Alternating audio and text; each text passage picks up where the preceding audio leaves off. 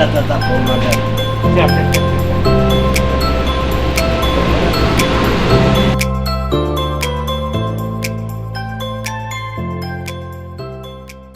Sore Pak, Selamat sore. baru kali ini saya wawancara Bapak tidak menjabat wakil presiden. Iya. Selama ini selalu wawancara di rumah wakil presiden. Ya. Baik zamannya SBY maupun zaman Jokowi kemarin. Betul. Kemarin ini Bapak saya dengar keluar negeri ketika orang nggak boleh mendarat di mana-mana, Pak JK bisa mendarat di mana-mana. Urusan apa, Pak? Iya, saya ke Italia ketemu Paus Francis. Karena Paus mempunyai inisiatif dengan rektor atau imam besar Al-Azhar soal perdamaian dan kemanusiaan. Nah, mau ada namanya Human Fraternity Award, hadiah bagi siapa yang mempunyai partisipasi atau yang kemanusiaan yang baik. Itu kayak Nobel lah di bidang Nah, saya termasuk salah satu juri dari 5 orang juri. Ada dari Asia, dari Afrika, ada dari Amerika, dari Eropa. Saya mewakili Asia. Nah, jadi karena Paus yang punya ide ya kita ketemulah. Mungkin dipandangnya Bapak udah kayak Mandela-nya Afrika kali. Kalau Mandela tidak. Kalau Mandela kan sejauh tahan 25 tahun dulu penjara. Tapi Pak, memang saya dengar Paus itu sangat perhatian terhadap itu hak asasi manusia. Dan dia bahkan kemarin ini kan dia mengejutkan dengan mengizinkan atau tidak melarang LGBT. Dia hari ini menjelaskan bahwa yang dimaksud ialah dalam rumah tangga jangan didiskriminasi. Tidak berarti mengakui katakanlah perkawinan dada. Hari ini ada penjelasannya. Oh, jadi kalau orang itu berumah tangga dengan LGBT, tidak, artinya dalam keluarga, anak atau apa. Oh, ada anak ya LGBT jangan didiskriminasi. Oh, begitu maksudnya. Saya pikir dia udah, ya kalaupun nggak merestui udah mengizinkan. Nah, banyak berpendapat begitu, tapi dijelaskan tidak. Karena konsili pun belum. Ya, Katolik sendiri melarang gitu kan. Ya, itu mereka dari dulu sama dengan aborsi. Betul. Pak, ajak ke Itali? Ya. Ajak ke Itali? Itali. Iya kan ke Vatikan. Iya dari Itali kan Vatikan kan di Roma. Itali. Cuma ya dari hotel ke Vatikan dan makan di restoran sekali karena cuma 2 hari. Di sana sepi. Lockdown apa? Waktu saya tinggalkan lockdown. Jam malam malah, jam 10 malam sudah tidak boleh ada kegiatan. Curfew. Ya, curfew itu saya tinggalkan.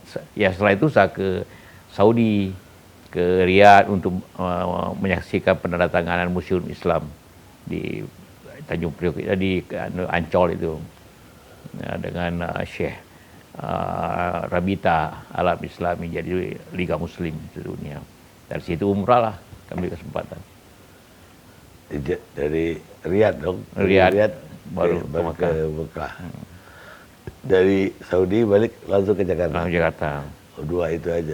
Dari Jakarta langsung ke Bali 3 hari. Udah lengkap dong? Dari kota sucinya Katolik, kota suci Islam. Ya, lengkap. Hindu Bali. Hindu. Kota sucinya itu. Pak JK itu lihat YouTube saya nggak ketika Pak JK ada di luar negeri? Lihat. Terutama soal waktu dengan Reza Ramli. Dengan Reza Ramli. Justru itu saya datang ini, apa tanggapan Pak JK itu? Supaya balance gitu. Iya, balance. Ya kan di pembicaraan itu Saudara Reza Ramli mengatakan saya menghalangi jadi menteri kan? 2 kali. 2 kali. Zamannya SBY mau jadi menteri perekonomian, Bapak nggak setuju. Zaman Pak Jokowi juga mau diangkat menteri perekonomian, Karena Bapak tolak atau Bapak reject, terpaksa jadi dicari-cariin Menko Maritim. Dan dia maunya Rizal Ramli jadi Menteri Ekonomi. Ya, tapi JK selalu blok saya kan. Pokoknya JK nggak mau Rizal pegang ekonomi sama keuangan. Sama juga waktu SBY bahkan udah tanda tangan kan. Rizal Ramli, Menko, diganjal sama JK. Habis itu SBY pertahankan jadi Menteri Keuangan, dia nggak setuju lagi. Ya kan, akhirnya SBY minta Rizal Ramli Menteri BUMN, dia nggak setuju lagi. Last minute, saya ditunjuk Menteri Perindustrian, Kabinet SBY pertama. Saya nolak, itu bukan keunggulan kita. Saya mau tanya, saya senang kerja sama Pak Jokowi. Ini Pak JK nih, yang lobby supaya saya kagak jadi. JK kelagapan, enggak kok Rizal begini begitu, saya nggak ada hubungan, saya ketawa aja. Justru Rizal kan pernah jadi menteri waktu zamannya Gus Dur. Ya. 10 bulan jadi Menko, 2 bulan jadi Menteri Keuangan. Hanya 2 bulan di Menteri Keuangan. Kemudian waktu zamannya Pak SB dengan saya tahun 2004, lobby kemana-mana untuk pembentuk mau bentuk kabinet, lobby kemana-mana. Dan seakan-akan dia sudah dicalonkan untuk Menteri Keuangan dan atau BUMN. Padahal dia pilih harus Menteri Keuangan atau BUMN. Yang basah lah, kita tahu yang ada hubungannya lah. Waktu itu seperti diketahui, calon menteri itu diinterview dulu oleh Pak SBY. Dipanggil, dia tidak pernah dipanggil. Dia tidak benar saya larang. Memang tidak pernah diperhitungkan oleh Pak SBY. Kalau diperhitungkan dia dipanggil. Nah justru pada saat terakhir di kabinet, mau disusun kabinet, Pak SBY mengatakan, ada nggak kursi, bisa nggak, masih ada nggak kosong, masih masih tinggal 1 perindustrian. Bagaimana kalau Rizal Ramli? Boleh sebenarnya. Ya saya telepon dia. Dia sudah nunggu sebenarnya, tapi tidak pernah dipanggil, jangan lupa. Ya. Dulu kan orang ngantri di Cekias dipanggil, dia tidak pernah dipanggil. Saya bilang, Rizal, kan teman. Kita putuskan ada Menteri Perindustrian. Wah, Anda ini teman tapi tidak adil. Saya kan maunya Menteri Keuangan atau BUMN. Ya maunya. Tapi ini kan yang menentukan kan Presiden. Kedua, kenapa tidak disarankan jadi Menteri Keuangan? Dia bikin isu bahwa dia akan jadi Menteri Keuangan atau BUMN. Datang 11 orang eselon 1 Kementerian Keuangan yang dipimpin oleh Darmin Nasution. Di sini, ini ruangan ini. Pada bulan Oktober tahun 2004. Mengatakan bahwa seluruh dirjen Kementerian Keuangan akan mundur kalau Menteri Keuangannya Rizal Ramli. Akan mundur seluruhnya, 12 orang. 11 orang datang. Jadi saya bilang sama SBY, ini mau menolak ini semua orang. Saya bilang, kenapa menolak Rizal Ramli? Oh ya, dia itu tidak ngerti persoalannya, pekerjaan. Dan kedua, dianggap ini kita kebun binatang. Kalau marah-marah, sebut semua kucing lah, anjing lah, semua orang. Jadi, diboikot. Jadi bukan diboikot. Tidak diterima. Tidak diterima. Jadi bagaimana mau menteri? Menteri BUMN lagi sama juga. Jadi Rizal ini mungkin pintar, tapi tidak bisa pimpin orang. Jabatan pada waktu zaman Gus Dur hanya 10 bulan jadi menteri. Zaman hanya 2 bulan jadi Menteri Keuangan, Menko-nya pernah. Zaman Jokowi pertama hanya 10 bulan. Tidak bisa pimpin orang. Ngomong banyak tapi tidak bisa pimpin orang. Jadi orang semua melawan gitu kan. Nah, waktu zamannya Jokowi tidak pernah diperhitungkan juga. Hanya karena kasihan menurut Luhut, boleh tanya Pak Luhut. Dia terus datangi terus, adik. Ya akhirnya jadi Menko lah. Itu pun hanya 10 bulan. Karena kalau rapat Menko, jarang mau hadir menteri itu dibawa dia. Tidak ada yang hadir. Kalau dia panggil apa, hanya dikirim dirjennya saja.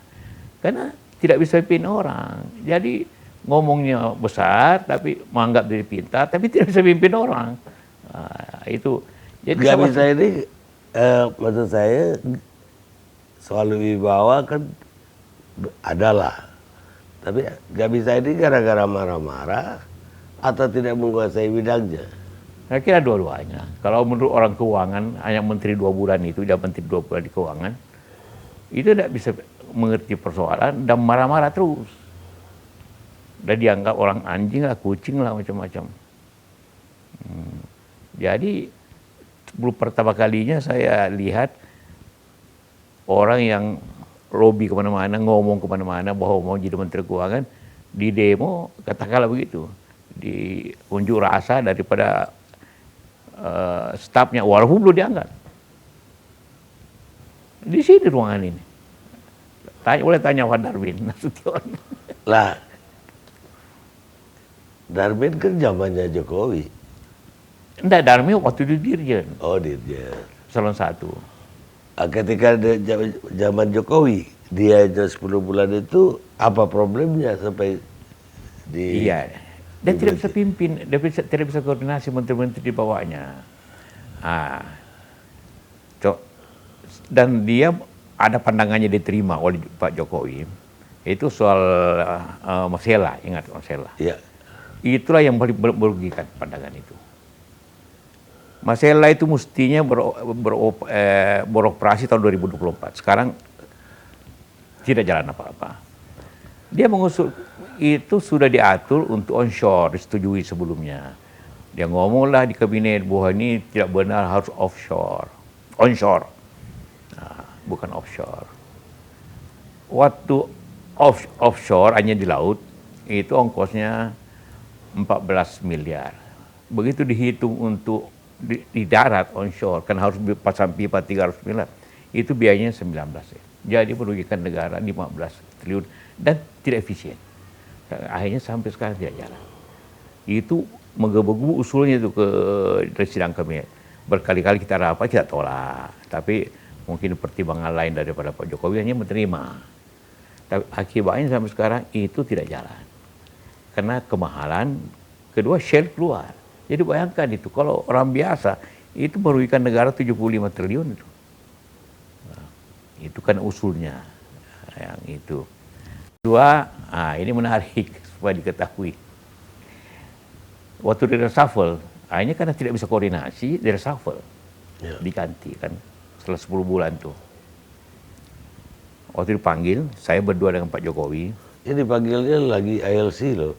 Iya, ya udah saya. Ya. Nah, dipanggil,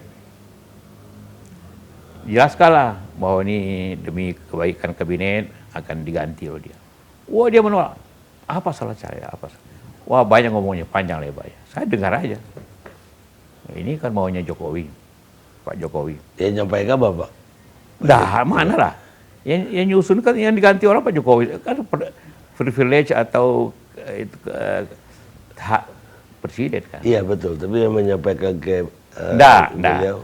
Walaupun memang saya tidak senang dengan caranya ya. Tapi saya tidak sampaikan itu. Presiden sendiri yang minta ya. Tapi begini menariknya. Kasihan juga agak. Sampai sekarang saya kasihan. Setelah diajak bicara, dia tidak mengerti. Minta apa buktinya? Saya tidak bisa. Pokoknya Presiden mengatakan tenanglah. Pokoknya kita perlu suatu perbaikan. Ngomong terus akhirnya Presiden nantilah kita ngomong nanti setelah selesai. Pindah dulu ke kamar lain. Di istana ini ada kamar, suruh duduk situ. Sambil kita selesaikan yang lain. Yeah. Setelah selesai yang lain, kira-kira jam 10 malam, Pak Jokowi nanya, masih ada Risalam di sebelah? Ajudan bilang masih ada. Kau diam-diam aja, kita mau pulang. Jadi pulang ke saya dengan Pak Jokowi, pelan-pelan, tinggalkan Rizal Ramli di kamar lain. Nanti katanya setelah setengah jam kita pergi, nanya, mana presiden? Presiden sudah pulang. Jadi kasihan juga, marah-marah lagi. Jadi memang tidak bisa koordinasi, tidak bisa bekerja sama teman itu. Jadi bukan ketika presiden pulang, ya mewakili presiden, Pak JK ketemu dia gitu. Nah, Kabarnya berdua. begitu dulu. Berdua. Oh iya, itu pertama. Ya. Setelah dia menunggu, katanya Pak JK aja yang menyampaikan. Tidak, kita pulang sama-sama kok. Oh, Kita pulang sama-sama. Jadi malah presiden pulang tenang-tenang aja kita pulang. terus nggak dicari habis itu Pak JK? Nggak pernah. Nggak, besok-besoknya dia nggak telepon Pak JK? Nggak pernah. Nggak pernah setelah itu. Ya ketemu kalau ada acara, biasa saja.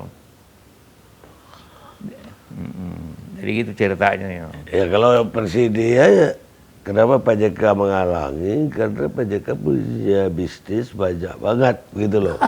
Mana Jadi Pak JK takut terganggu kalau dia yang pegang. Mana lagi? Memang ada isu disuka. Wah, Marcella itu saya siap kapal.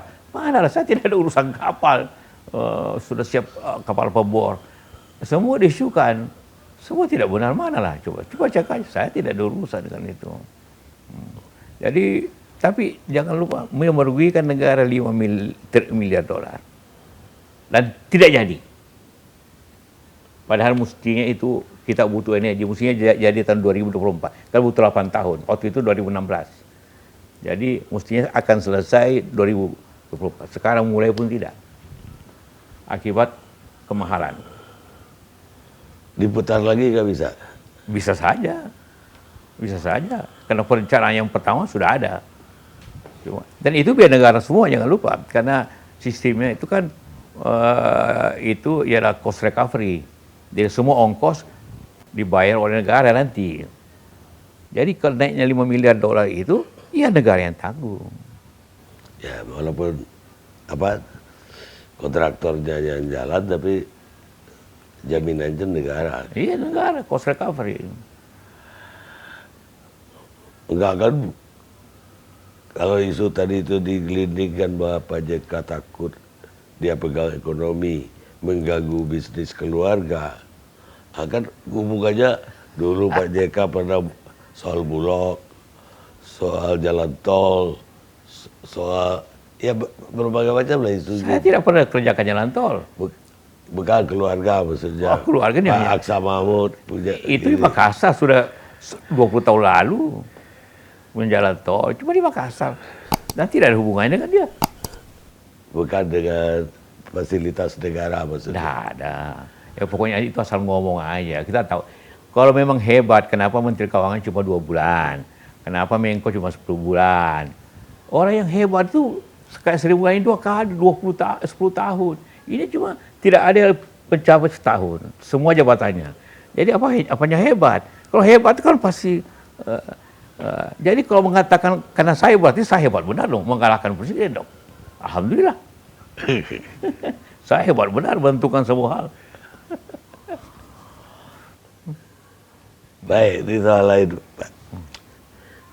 Bapak itu, ya waktu itu kayaknya lebih sejalan kemarin itu dengan Pak Jokowi. Tapi kenapa Pak Jokowi harus lepasin Pak JK pemilihan yang kedua? Pertama, undang-undang dasar kita mengatakan presiden dan wakil presiden hanya boleh menjabat 2 kali di jabatan yang sama. Iya. Ya saya sudah 2 kali, jadi tidak bisa. Ya kan waktu itu ke MK.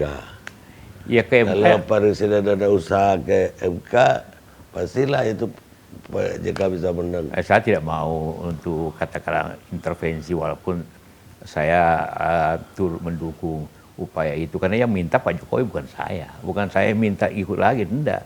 Pak Jokowi minta bagaimana? Saya bilang ini tersandung kepada undang-undang dasar. Nah, tidak bisa. Akhirnya adalah partai Perindo dan partai lain memasukkan ke gugatan. Tapi MK tidak menolak, hanya bahwa belum bisa dibicarakan.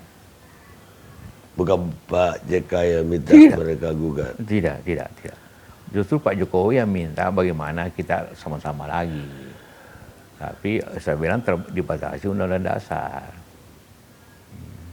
Bagaimana Pak JK melihat perjalanan setelah Pak JK nggak ada ke sini? Ya seperti kita lihat sekarang ya jalan aja baik-baik kan tentunya. Ya saya tidak ingin memberikan komentar lagi, nanti tidak enak gitu kan. Tapi yang penting negara jalan baik gitu kan. Walaupun kalau sekarang ada krisis ya semua negara di dunia kena. Jadi kita tidak bisa mengatakan pemerintah ini jelek karena terjadi resesi. Enggak, semua negara kena kok. Bagaimana Pak JK melihat undang-undang ombudsman kemarin yang sampai hari ini masih jadi masalah di publik? Saya akan menulis di Kompas tentang itu, bahwa terjadi persaingan yang ketat di ASEAN ini tentang ekonomi dan investasi. Nah, kita negara yang kalah aman atau kalah kemudahan dibandingkan Thailand, Malaysia, dan Vietnam. Karena kalau orang berusaha di Indonesia itu butuh waktu yang lama dan berbelit aturan-aturan. Karena apabila kita ingin bersaing dengan negara lain dan juga agar lapangan kerja tersedia, apalagi untuk masa datang, maka perlu suatu perubahan undang-undang yang menghambat. Jadi sama dengan deregulasi tahun 83 sebenarnya. Kalau masih ingat deregulasi Pakto atau tahun 2003, itu sama, itu deregulasi. Nah, tapi ini yang terlalu banyak undang-undang yang dirubah 70-an, 72. Saya kira menurut saya berkelebihan tuh, terlalu banyak. Sekarang ini? Iya, mestinya yang penting-penting saja. Tapi sudahlah, ini menurut saya tidak ada cara lain untuk bersaing. Karena orang datang investasi, atau dalam negeri pun investasi, kalau itu menguntungkan, hanya efisien. Tapi kalau investasi Indonesia makan tempo dan tidak efisien, ya orang lari ke tempat lain. Ya, itu mungkin buruh-buruh pun menerima ya. Siapa yang nggak menerima? Kalau akibatnya lapangan kerja akan lebih terbuka. Ya. Apalagi kalau kita lagi resesi. Tapi yang buruh keberatan itu ketika tahu bahwa haknya berkurang. Saya kira haknya tidak berkurang.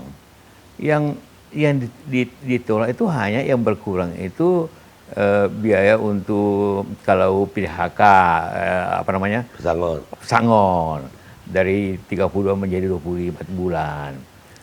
Nah, kalau ekonomi kita ini kurang investasinya, ekonomi kita rendah, kemungkinannya di PHK ada. Tapi kalau ekonomi kita lancar dan orang investasi, maka tidak akan ada PHK. PHK tidak diinginkan oleh pengusaha, tidak diinginkan oleh buruh kan. Yeah. Jadi pengusaha juga tidak mau PHK. Tapi kalau keadaan ekonominya di sini berat, sulit, izinnya macam-macam, pasti terjadi masalah. Karena itu justru pokok masalahnya kita selesaikan dengan mempermudah orang berusaha dan menguntungkan di Indonesia sehingga lapangan kerja makin terbuka.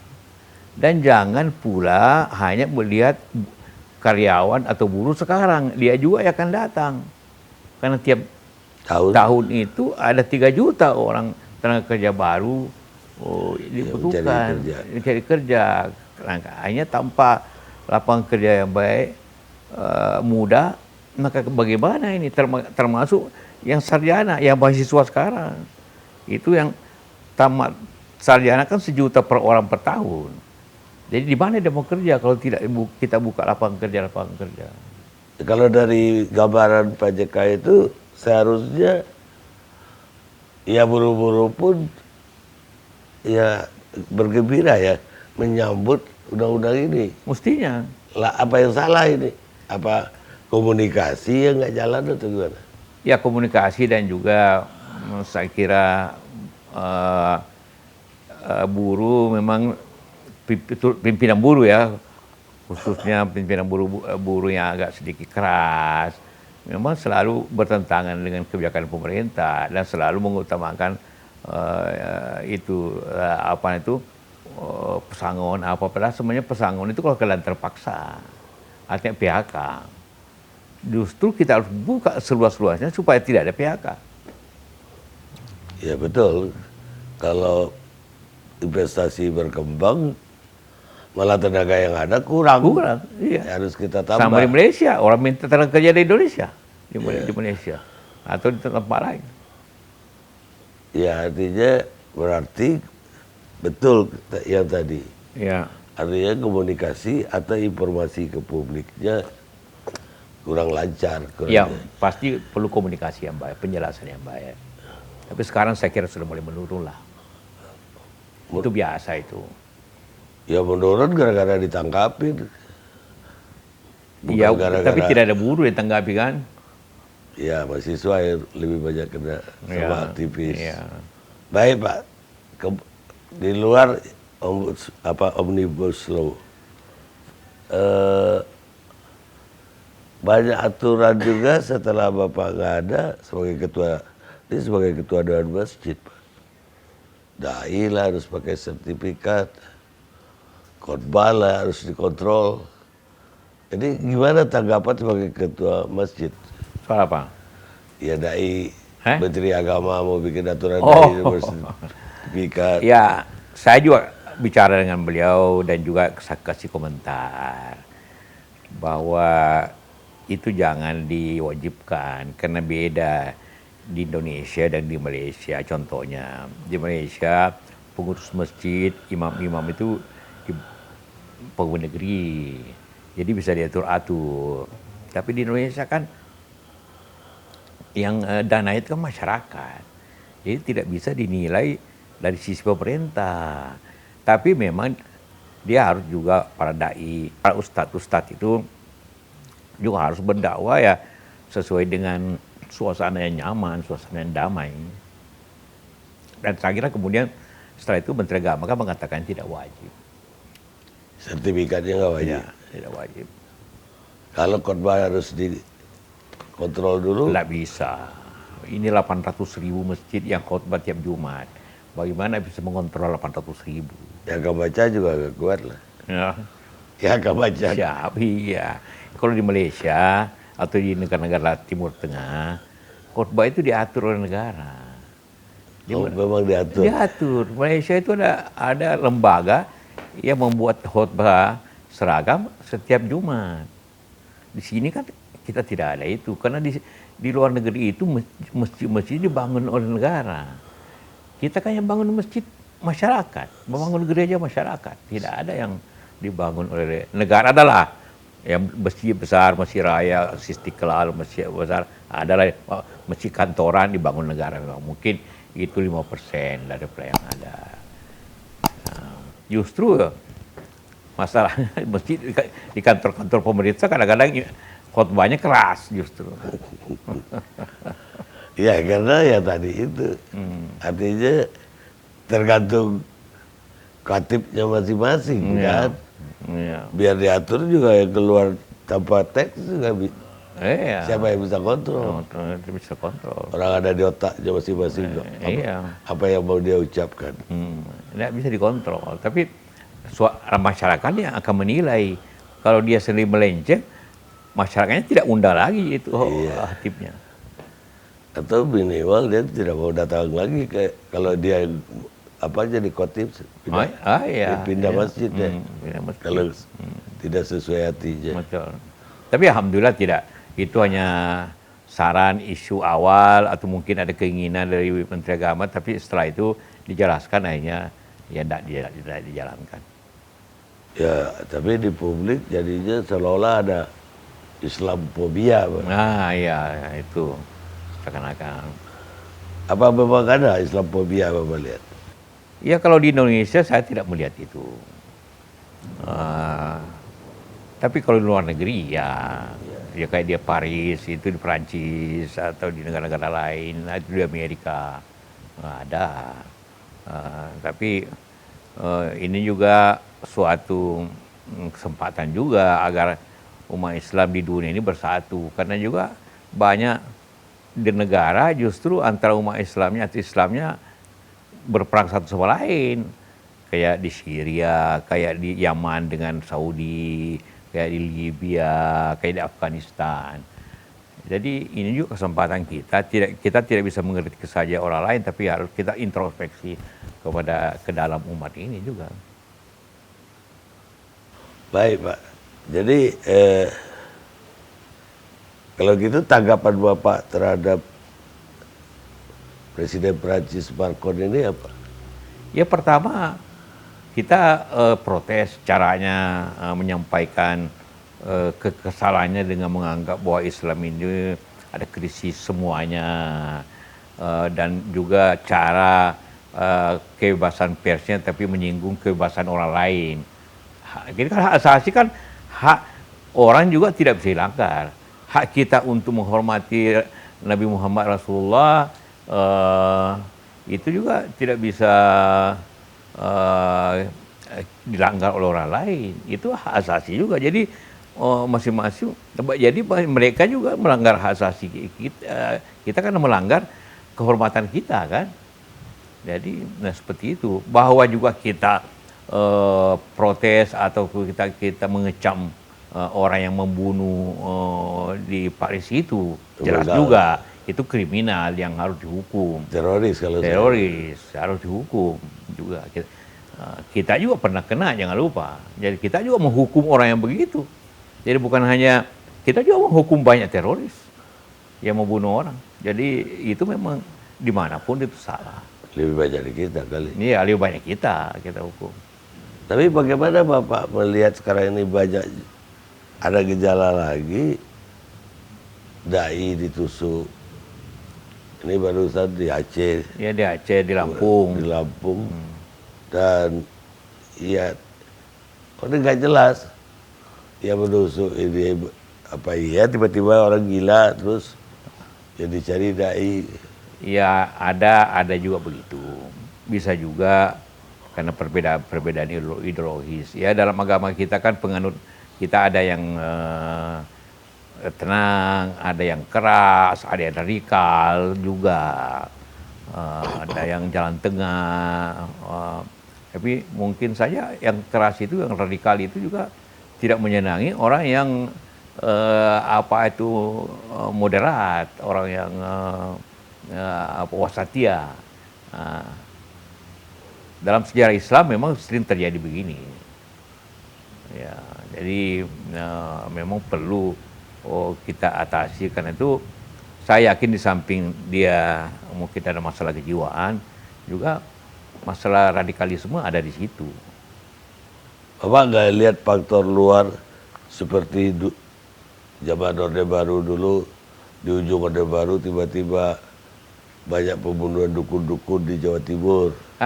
Saya kira bukan di situ. Bukan begitu ya? Bukan di situ. Kalau itu kan sepertinya ada yang merencanakan ya. Ini kan yang sejauh ini kita lihat ada dua, ya, seperti di Aceh dan di Lampung itu, Syekh Ali Jabir. Iya, Lampung Ali Jabir, udah Aceh.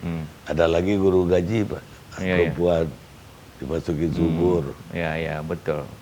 Ya ini masalah kriminal dan radikalisme yang muncul atau perbedaan paham.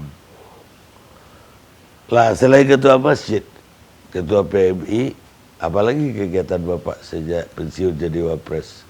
Ya secara resmi itu aja. Di samping juga banyak yang minta saya untuk membantu menangani masalah-masalah dalam negeri dan luar negeri. Kita masih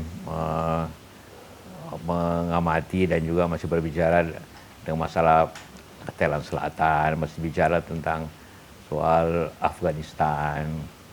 Mereka semua minta saya ke sana. Jadi malah oleh Palang Merah Internasional minta saya selesaikan masalah perselisihan Palang Merah ya antara bulan Sabit Merah Palestina dan bulan Palang Merahnya Israel. Jadi banyak hal. Jadi di samping dalam negeri juga tiap hari minta cara di mana Zoom, zamannya Zoom kan, jadi banyak sekali kegiatan ya, dalam dan luar kita penuhi permintaan teman-teman. Gak balik ke bisnis juga? Ya sudah, sejak 20 tahun lalu bisnis sudah serahkan ke adik dan anak saya. Saya tinggal menikmati aja atau dibiayai oleh mereka aja hidup ini. Tapi saya tidak campur lagi tiap hari. Hari-hari gak ikut lagi. Nah, paling ya kasih nasihat gitu kan. Politik? Politik tidak juga. Mereka minta saya penasihat Golkar juga, saya bilang sudahlah, saya urus sosial aja. Lah kalau tahun 2024 ada yang minta Bapak jadi presiden. Oh, saya kira sudah lewat waktunya. Saya sudah lewat waktu di politik lah. Joe Biden berapa umur? 78, sama dengan umur saya. Iya. Tapi kalau 2024 umur saya sudah 82.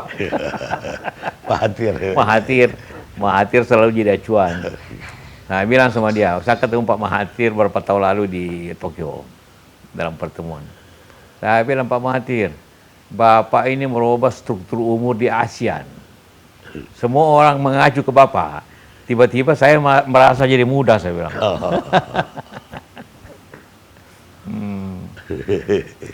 Jadi enggak lagi? Enggak lagi. Cukup Wapres terakhir? Cukup, sudah kali cukup lah. Baik Pak JK, terima kasih banyak. Saya sudah diterima sore ini di rumah. Ini rumah lama kan? Rumah lama. Dan ini tapi anunya formasinya seperti rumah resmi saya lihat. Dari ruang tamu kita kayak. Iya. Nah, karena dulu tamu terbatas, sekarang tamu macam-macam lah, macam-macam. Jadi kita bikin ruang tamu yang lebih besar. Baik Pak, terima kasih. Terima kasih Bang Karni.